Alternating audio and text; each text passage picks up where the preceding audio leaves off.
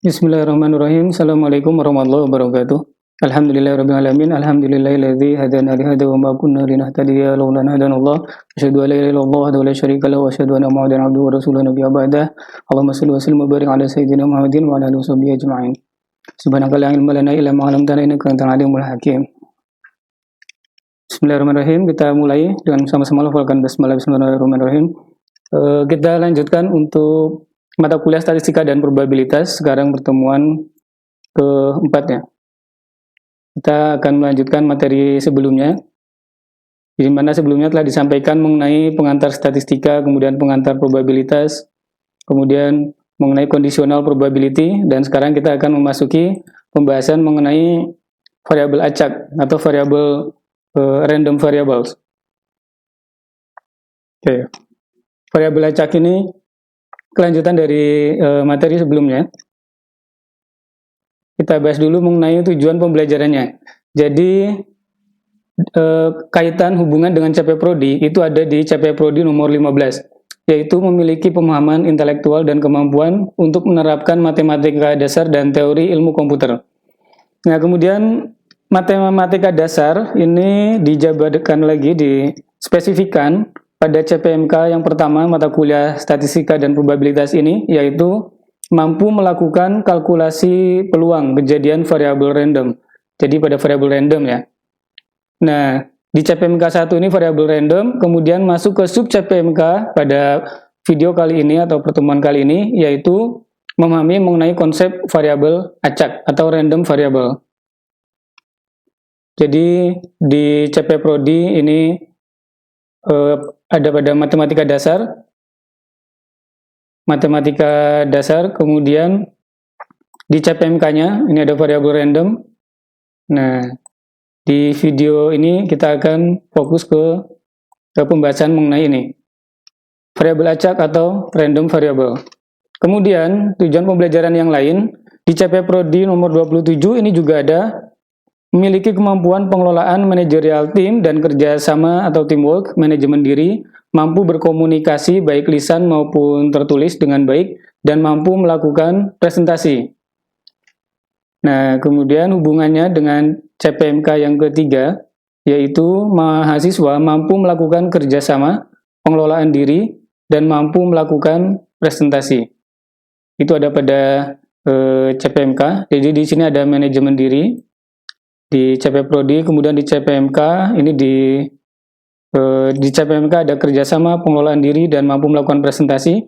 Pada pertemuan kali ini nanti kita akan mengukur yang pengelolaan diri ini. Jadi manajemen diri, yaitu mengatur kapan dia mengikuti perkuliahan, mengalokasikan waktu, kemudian sesuai dengan SKS mata kuliah, kapan tatap muka, atau kalau di masa pandemi ini adalah berarti mengalokasikan waktu untuk melihat pembelajaran virtual ini, melihat video, kemudian nanti ada penugasan mandiri, dan nanti ada belajar mandiri. Nah, itu silakan mengatur diri sendiri, mengelola. Nah, kemudian nanti juga ada post test untuk mengukur penguasaan, pemahaman, dan juga sekaligus sebagai dokumentasi presensi. Nah, itu juga nanti silakan disesuaikan waktunya. Baik, kita mulai dari terminologi mengenai random variables. Jadi random variable ini untuk kasus-kasus yang sifatnya adalah random process, seperti misalkan kemungkinan apakah besok akan hujan, kemudian sebelumnya juga kita sudah mencontohkan melemparkan koin gitu. Kemudian ada kemungkinan yang itu kemungkinannya tidak menentu. Bisa yang terlihat di atas adalah bagian kepala, bisa yang terlihat bagian bawah adalah ekor, atau kalau koinnya Garuda sama burung, berarti peluang yang menghadap ke atas adalah Garuda atau burung atau gambar orang atau lain sebagainya gitu. Atau kasus mengambil kartu. Jadi belum tentu mana kartu yang akan terambil gitu. Itu kasus-kasus random. Nah, kemudian masuk kepada random variable. Jadi sebelumnya kita sudah pernah mengenal istilah variabel ya. Jadi pada aljabar linear, pada aritmatika, variabel yang kita kenal mewakili suatu value atau nilai tertentu. Nah, pada probabilitas ini, random variable itu adalah proses untuk melambangkan, menotasikan, atau merubah outcomes dalam bentuk numbers atau angka-angka. Jadi misalkan peluang munculnya koin ketika dilempar yang menghadap ke atas adalah burung Garuda misalkan. Nah, itu dilambangkan, dinotasikan dengan angka 0 misalkan. Sementara kalau yang menghadap ke atas adalah bagian angka atau bagian orang, nah maka itu dilambangkan, dinotasikan dengan variabel angka 1 misalkan. Nah, kemudian contoh yang lain misalkan kartu. Peluang terambilnya nilai angka kurang dari 5 dilambangkan dengan 0 misalkan. Kemudian lebih dari 5 itu adalah 1 dan lain sebagainya. Nah, itu variabelnya yang menentukan adalah bebas, acak. Jadi bisa melambangkan berdasarkan warna, kalau merah 0, hitam 1 misalkan untuk kartu, atau misalkan wajik itu 0, keriting itu 1, kemudian love itu 2 misalkan, dan seterusnya itu. Nah, itu karena sifatnya yang acak seperti itu, yang tidak menentu, melambangkan dalam bentuk angka kemungkinan-kemungkinan outcomes, kemunculan, nah itu yang disebut dengan random variables. Kemudian contoh juga melemparkan dadu. Nah, itu dilambangkan misalkan kalau muncul jumlah dari dadu selama dilemparkan selama 7 kali, itu jumlahnya di bawah 5. Nah, itu dilambangkan dengan variabel 0 misalkan. Kalau antara 5 sampai 10 dilambangkan 1, 10 sampai 15 2 misalkan. Kalau dilemparkan 7 kali dadu yang angka terbesarnya adalah 6, berarti nilai maksimalnya adalah 42 ya. Nah, itu dibagikan, bisa juga jumlah totalnya adalah minimal kan 7. Kalau keluar satu terus selama 7 kali berarti 7. Nah, kalau keluar 7 maka dilambangkan notasinya adalah 0 misalkan. Kemudian kalau keluar 8 notasinya adalah angkanya 1, variabelnya, dan seterusnya. Nah, itu maka dapat ditentukan dengan berbagai macam. Nah, ini berbeda dengan variabel di aljabar yang itu nilainya mewakili value tertentu. Misalkan x plus 7 sama dengan 11. Berarti variabel x di situ nilainya adalah 4, 11 min 7. Atau x plus y sama dengan 9. Maka x bisa 3 yaitu 6, x 2 yaitu 7, dan seterusnya. Nah, lalu apa tujuannya? Kenapa perlu random variable ini? Kenapa outcomes itu perlu buat variabelnya dalam bentuk notasi angka-angka, yaitu agar kita dapat menotasikan kemunculan, kemudian bisa juga melakukan nanti operasi-operasi aritmatika, yang nanti kita dapat menghitung min-nya, expected value-nya, varian, standard deviation, padatannya, dan lain sebagainya, gitu. Peluang, dan seterusnya. Nah, itu kenapa random variable. Sehingga kalau kita definisikan, ini dari bukunya Michael Barron, Probability and Statistics for Computer Scientists di halaman 40, kita dapat membaca definisi random variable di sana adalah fungsi dari suatu outcome. Artinya outcome itu difungsikan, diarahkan ke dalam suatu notasi, suatu angka.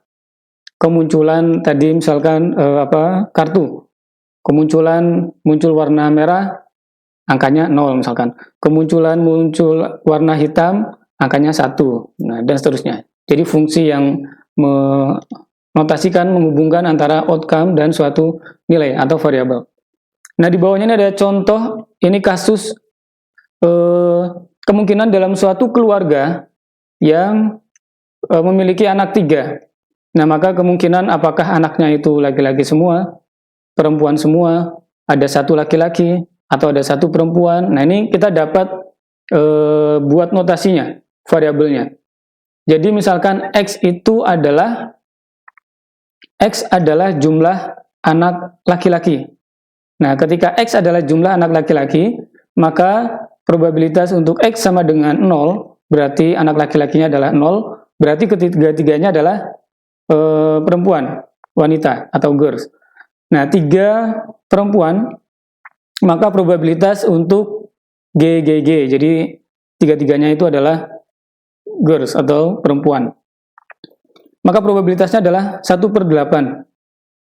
Nah, karena kemunculan GGG itu ada 1, nah 8 itu dari sample space yang dulu kita pelajari. Jadi kemungkinan kalau ada 3 anak, kemungkinannya adalah apakah itu GGG atau GGB, GBG, BGG, dan seterusnya. Itu kalau kita susun akan ada 8 kemungkinan. Anak pertama laki-laki, yang kedua perempuan, yang ketiga perempuan, atau anak pertama perempuan, anak kedua laki-laki, anak ketiga perempuan, anak pertama perempuan, anak kedua perempuan, anak ketiga laki-laki, semuanya laki-laki, semuanya perempuan, dan seterusnya. Nah, itu ada kombinasinya ada 8. Nah, sehingga probabilitas untuk X sama dengan 0 adalah 1/8. Nah, yang ini. Nah, kemudian untuk probabilitas X sama dengan 1. Tadi X-nya adalah jumlah anak laki-laki. Nah, maka untuk X sama dengan 1, jumlah anak laki-lakinya ada 1, maka kemungkinannya adalah anak pertama perempuan, anak kedua perempuan, anak ketiga laki-laki. Atau kemungkinan selanjutnya, anak pertama perempuan, anak kedua laki-laki, anak ketiga perempuan. Dan kemungkinan ketiga, yang pertama laki-laki, yang kedua perempuan, yang ketiga perempuan. Nah, ada 3 kemungkinan outcomes-nya, dibagi sampel space-nya ada 8, maka probabilitas untuk X sama dengan 1 atau jumlah anak laki-laki 1 itu adalah 3/8. Nah, kemudian ini untuk X sama dengan 2, 3/8, X sama dengan 3, 1/8. Semua laki-laki. Ini notasi untuk random variable. Probability distribution, distribusi probabilitas atau distribusi peluang ini adalah koleksi dari semua peluang yang berhubungan dengan X yang tadi di sebelumnya telah kita dapatkan. Ini misalkan ada X sama dengan 0, X sama dengan 1, X sama dengan 2, X sama dengan 3, masing-masing ada nilai peluangnya, ada 1/8, 3/8, 3/8, 1/8. Ketika ini kita kumpulkan dalam satu tabel, nah ini kita sebut dengan distribusi peluang atau probability distribution. Nah, ini contohnya kita buat dalam suatu tabel di mana X ini adalah misalkan tadi jumlah anak laki-laki, probabilitas atau peluang untuk X ini untuk 0 1/8, 1 3/8, 2 ini 3/8, 3 1/8. Total ini nanti kita gunakan untuk menguji apakah distribusi probabilitas ini valid, benar atau tidak gitu. Nah, nanti kita ukur dari nilai totalnya. Harus sama dengan 1 ya. Kemudian variasi atau jenis-jenis variabel acak atau random variable. Ada discrete dan ada continuous. Discrete itu untuk suatu nilai yang bisa dihitung, bisa tertentu, nilai tertentu yang berbeda antara satu nilai dengan nilai yang lainnya. Sementara continuous ini dia ada pada rentang tertentu, pada interval tertentu, yang di dalam interval itu dia nilainya bisa di antaranya dimanapun. Nah, nanti ini agak tricky, perlu bisa membedakan antara discrete dan continue ya.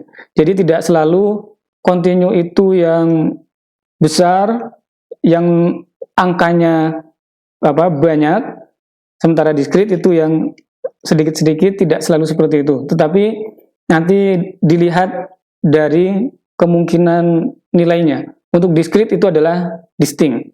Nah, lebih jelasnya kita lihat contoh-contohnya. Nah, pertama, berat hewan yang diambil dari Gembira Loka. Misalkan Gembira Loka, kebun binatang di Jogja itu punya banyak binatang. Ketika kita ambil satu binatang, kemudian kita ukur, nah maka berat hewan itu nilainya masuk kategori discrete atau continue. Nilai tepatnya ya, nilai presisinya, akuratnya, nilai berat yang sebenarnya. Beda kalau itu nanti semuanya dibulatkan ke dalam integer misalkan, itu nanti bisa jadi beratnya ada bisa 0, 1, 2, 3, itu kalau dibulatkan dalam integer. Tetapi nilai sebenarnya, eksaknya itu nanti kan akan dalam suatu interval. Bisa jadi beratnya 3, bisa jadi beratnya 3 kilo, bisa jadi beratnya 3,1 kilo, bisa jadi beratnya 3,15 kilo, bisa jadi beratnya 3,152 kilo, bisa jadi beratnya 3,1523 kilo, atau seterusnya, bisa dalam rentang-rentang 7 kilo, 8 kilo, 5,6, 7,1, dan itu kalau kita buat range-nya, beratnya itu bisa di antara rentang tersebut. Nah, maka berat hewan ini masuk dalam kategori continuous. Kemudian tahun seorang mahasiswa lahir.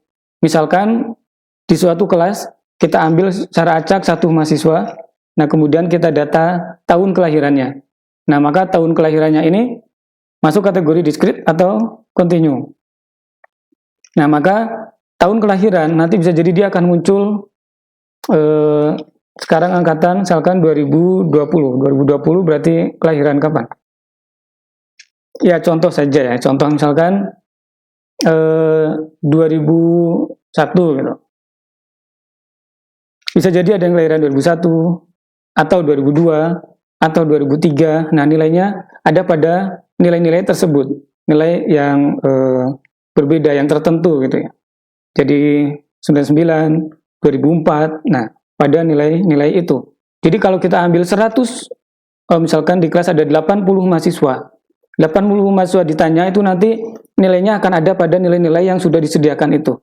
Dia bisa masuk ke 2000 atau 2001 atau 2002 atau range-nya kalau kita perluas misalkan 95, 96, 97, 98, 99, 2000, 2001, tapi pada nilai-nilai ini.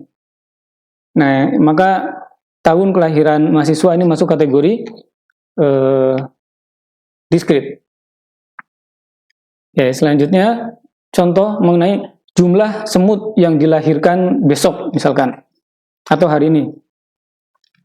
Jumlah semut yang dilahirkan kan bisa banyak, bisa ratusan ribu, jutaan, miliaran, misal contoh saja. Nah, kategorinya kalau dilihat dari warnanya sudah terlihat ya, dia akan masuk kategori yang mana gitu. Artinya kenapa dia bisa masuk ke discrete? Kalau misalkan nilainya kan bisa 1.541.376. Itu juga suatu nilai tertentu yang yang tertentu, yang discrete juga. Gitu. Nah, maka jumlah semut walaupun jumlahnya banyak, tapi dia masuk kategori discrete.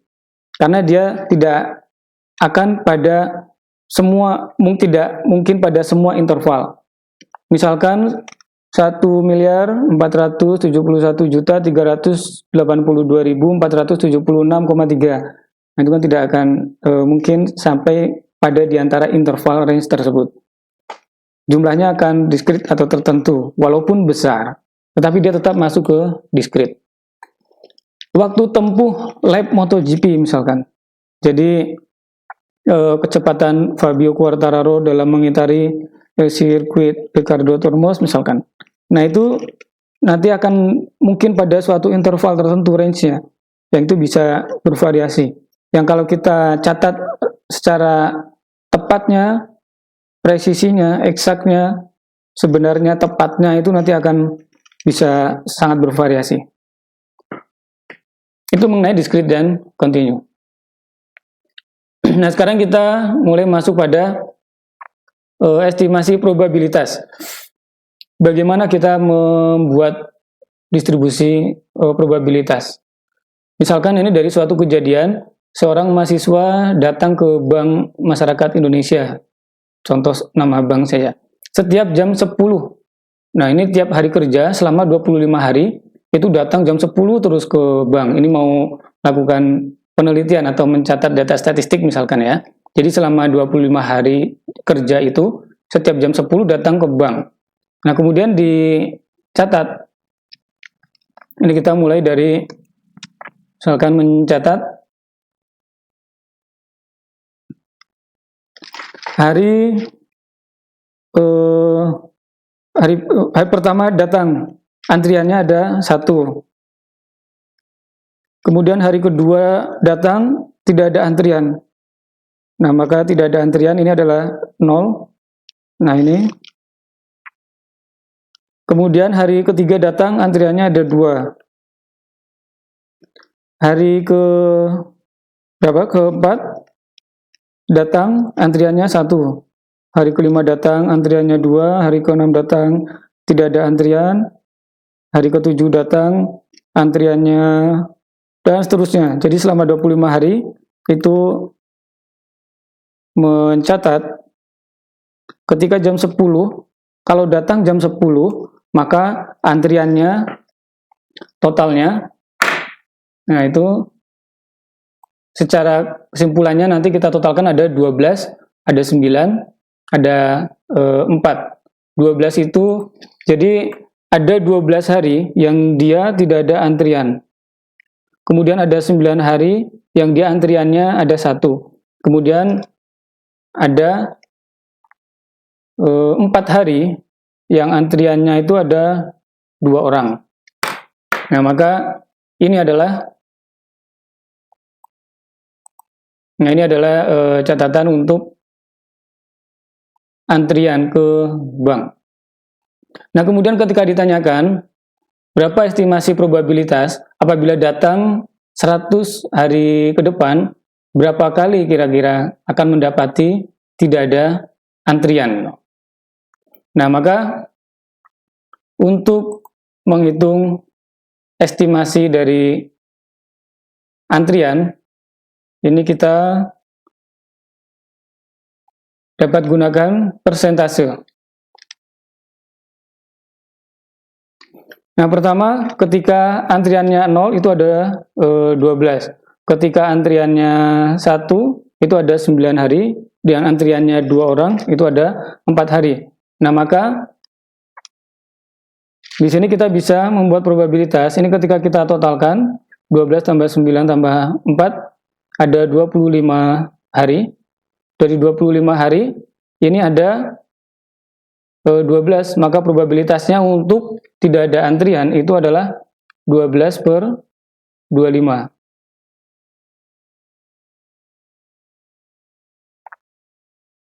Nah, maka ini bisa kita tuliskan, ini misalkan 48%. Nah, kemudian untuk antrian ada 1 orang, ini adalah 9/25. Nah, maka ini adalah 36%. Kemudian antriannya ada 2 orang, maka ini adalah 4/25, maka ini adalah 16%. Maka apabila 100 hari kita akan selalu datang di jam 10, kita datang di jam 10, kemudian berapa kali tidak ada antrian, berarti adalah yang antriannya 0, probabilitasnya tadi adalah 48%. Nah, maka kita dapat menghitungnya, itu adalah 48% dikali 100, yaitu 48 hari. 48 hari, maka diprediksi ada 48 hari yang nanti tidak ada antrian. Ini adalah 100 hari. Nah, maka akan ada 48 hari. 48 hari di mana nanti itu akan diperkirakan tidak ada antrian, atau antriannya adalah 0.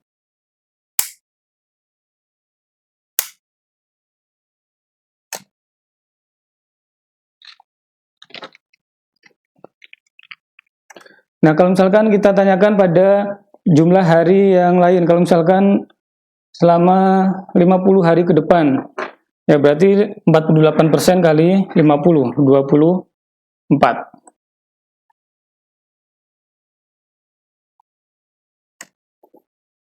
Untuk melihat suatu distribusi probabilitas apakah itu valid atau tidak, maka kita jumlahkan probabilitasnya. 0,1 ditambah 0,2 ditambah 0,6 ini adalah 0,9. Nah, berarti ini tidak valid. Totalnya seharusnya adalah 1. Apabila kurang dari 1 atau lebih dari 1, maka itu bermasalah, berarti distribusi probabilitasnya tidak valid.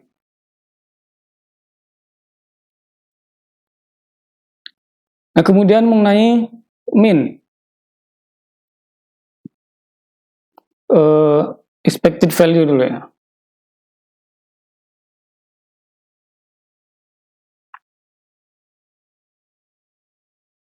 Expected value dari random variable X adalah rata-rata dari rata-rata nilai dari distribusi probabilitasnya. Nah, contoh di sini adalah jumlah latihan dalam 1 minggu. Ini ada tabel mengenai jumlah latihan dalam 1 minggu. Apakah dalam 1 minggu dia tidak pernah latihan atau 0.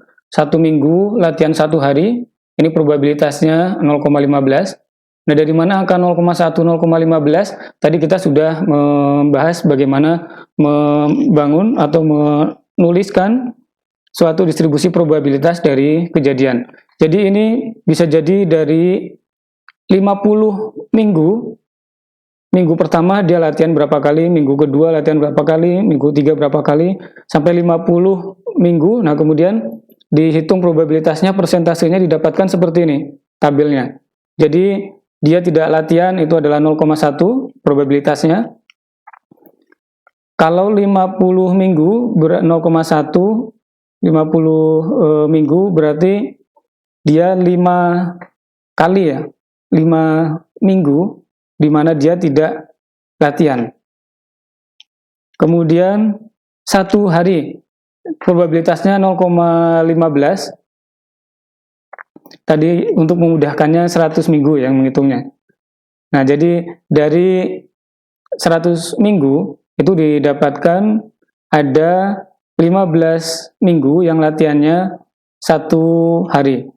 Nah, kemudian yang latihannya 2 hari, probabilitasnya ini 0,4. Dalam 1 minggu latihan 3 hari, ini probabilitasnya 0,25. Dalam 1 minggu latihan 4 hari, probabilitasnya 0,1. Ketika ditanyakan, apabila 10 minggu ke depan, dia akan dia harapkan kira-kira 10 minggu ke depan, rata-ratanya, kemungkinan paling besarnya, bukan kemungkinan paling besar, jadi yang rata-rata diharapkan katanya, ini masuk ke dalam mean, itu berapa hari. Nah, maka ini kita bisa menghitung menggunakan mean.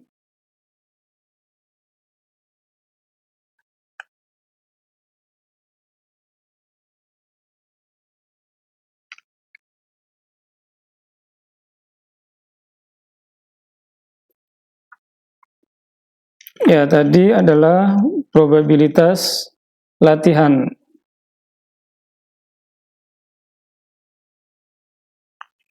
Jadi di sana ada X,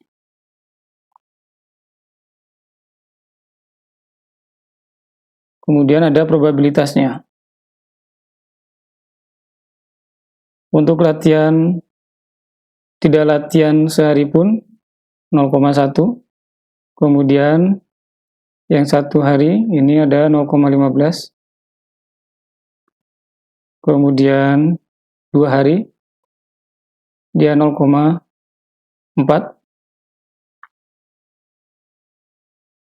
Kemudian 3 hari dia ada 0,25. 4 hari dia ada 0,1. Nah, maka expected value kita lambangkan dengan expected dari jumlah hari dalam 1 minggu dia akan latihan, itu adalah X dikalikan PX. Jadi 0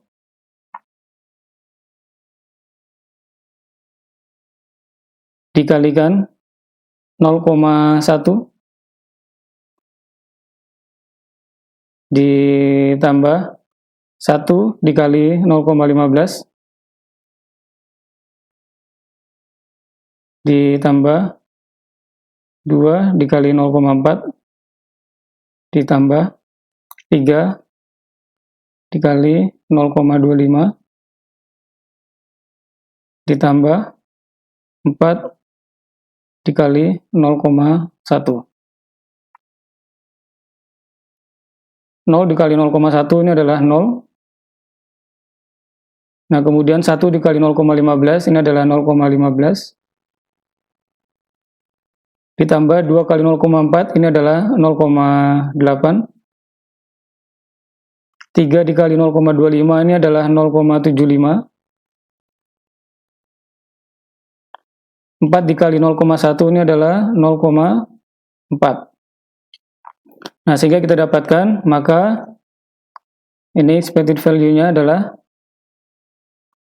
0,15 0 tambah 0,15 ditambah 0,8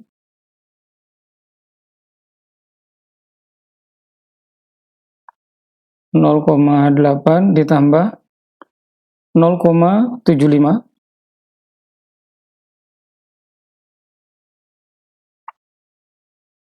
ditambah 0,4. 0,15 tambah 0,8 0,95 ditambah 0,75 1,7 ditambah 0,4 2,1. Nah, maka kita dapatkan nilai akhirnya ini adalah 2,1. Nah, maka dalam 10 minggu ke depan diharapkan dia akan berlatih selama 21 dari 2,1 ini seolah dia bukan nilai integer ya, tidak ada hari yang koma gitu, tidak diskrit gitu. Kalau hitungannya 1 minggu, ya 1 minggu mungkin tidak 2,1 hari. Tapi kalau dalam 10 minggu, nah maka ini kita bisa dapatkan dia 21 hari, kemungkinan nanti dia akan latihan gitu, dalam 10 minggu ke depan.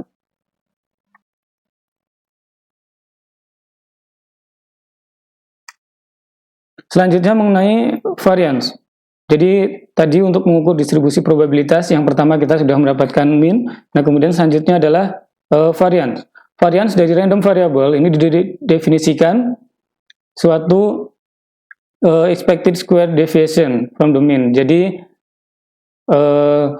perkalian kuadrat selisih dari nilai variabel dikurangi expected value-nya dikalikan probabilitasnya. Jadi ini rumusnya untuk variance X. Jadi nilai X dikurangi dengan expected value tadi, kemudian dikuadratkan. Ini adalah jumlah dari ini 0 ini adalah nilai dari tadi variabelnya 0 dikurangi mu, ini adalah tadi min ya, minnya dikuadratkan dikalikan probabilitasnya. Contoh untuk data pertama ini berarti 0 dikurangi 2,1 ini tadi adalah apa expectednya ya, atau minnya. 0 dikurangi 2,1 kemudian dikuadratkan dikali probabilitasnya 0,1. Nah, ini 0,1.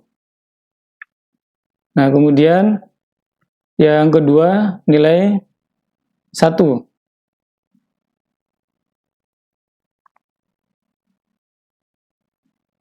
1 ini dikurangi dengan 2,1. 2,1 ini tadi adalah expected value-nya. Kemudian 2,1 dikuadratkan dikali 0,15. Ini adalah 0,15. Oke, dan seterusnya sampai ke bawah. Ini kalau kita hitung, maka kita akan dapatkan nilai 1,19. Maka variance-nya adalah 1,19. Nah, standard deviation adalah akar dari variance. Nah, maka kalau tadi variansnya kita dapatkan 1,19, nah maka standar deviasinya itu adalah akarnya.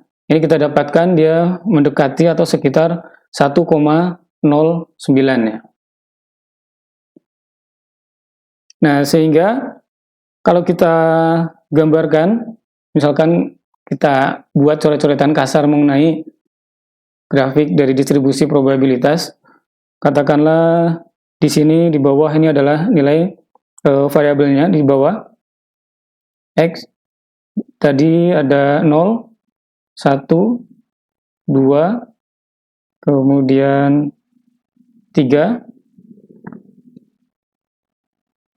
4. Tadi distribusinya kita melihat ini, misal kita buat grafik kasar seperti ini. Untuk 0, dia 0,1, 0,15, 0,4. Katakanlah ini adalah 1, 2, 3, 4. Ini adalah 0,4. Nah, yang pertama untuk 0 ini adalah 0,1 di sini. Kemudian untuk 1 ini adalah 0,15. Misalkan di sini. Kemudian 2 ini adalah 0,4 di sini. Kemudian 3 itu ada di 0,25. Misalkan di sini. Nah, kemudian 4 ini ada di 0,1. Nah, tadi kita dapatkan mean atau expected value-nya itu adalah 2,1. 2,1 misalkan ada di sekitar sini. Nah, maka ini adalah mean-nya. Nah, kemudian tadi variansnya itu nilainya adalah 1,19. Nah, maka dia turun di sekitar 1,19 dari 2,1. Jadi 2,1 dikurangi 1,19. Ya, kita perkirakan misalkan 0,91 ya. Ya, 0,91 sampai sini misalkan. Nah, kemudian 1,19 ini untuk tadi variasinya, standar deviasinya 1,09. 1,09 dari 2,01 ya ke sekitar sini standar deviasinya. Nah, maka ini adalah standar deviasi. Nah, jadi kurang lebih gambaran kasarnya seperti itu. Nah, nanti karena kita di bidang komputer, bagaimana kita memvisualisasikan ini menggunakan bahasa pemrograman. Jadi silakan mulai dipelajari dari sekarang. Nanti kedepannya kita juga akan masuk ke sana. Oke, ini untuk referensinya dari bukunya Michael Barron, kemudian juga dari Khan Academy. Bisa langsung melihat ke sana juga untuk melihat video-video yang lain. Baik, itu yang dapat disampaikan untuk variabel acak atau random variable. Nah, silakan apabila ada yang belum jelas bisa ditanyakan. Nanti insya Allah kita akan ada waktunya untuk kita tatap muka sinkronus ya. Nah, nanti agendanya akan disampaikan selanjutnya untuk ketika kita sudah masuk ke assessment pada salah satu CPMK. Baik, itu yang dapat disampaikan. Terima kasih. Subhanakallahumma wa bihamdika asyhadu an la ilaha illa anta astaghfiruka wa atubu ilaik. Assalamualaikum warahmatullahi wabarakatuh.